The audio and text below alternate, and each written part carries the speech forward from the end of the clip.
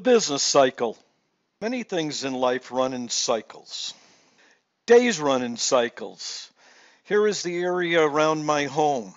The sun rises over the mountains, daybreak hits, finally high noon, sunset comes about, and then finally nighttime and the moon rises.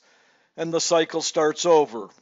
Sunrise, daybreak, high noon, sunset. Seasons run in cycles. We have the spring, we have the summer, we have the fall, and then we have the winter.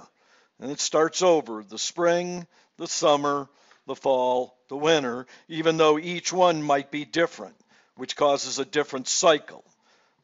On the x-axis is time.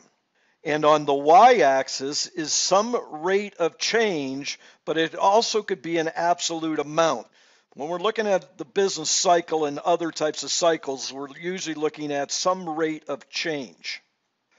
Notice on the graph above, there are 4 segments to the business cycle. There's the expansion, there's the peak, the recession, and the trough. We're going to go ahead and put our cursor on the expansion. When the economy is expanding, this is the part of the business cycle we're on.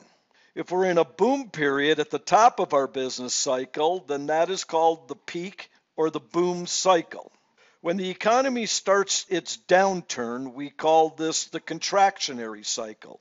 It's the downturn of the economy, or we're heading into a possible recession. Then there's finally the trough, which is the bottom part of the business cycle, where you're done contracting and hopefully you're not going to go into a deeper trough, but that you're going to start up in the expansionary cycle.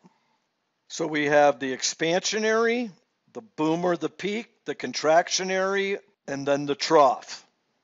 When we look at cycles, though, a cycle has a trend line. If you notice, the trend line here is downward sloping.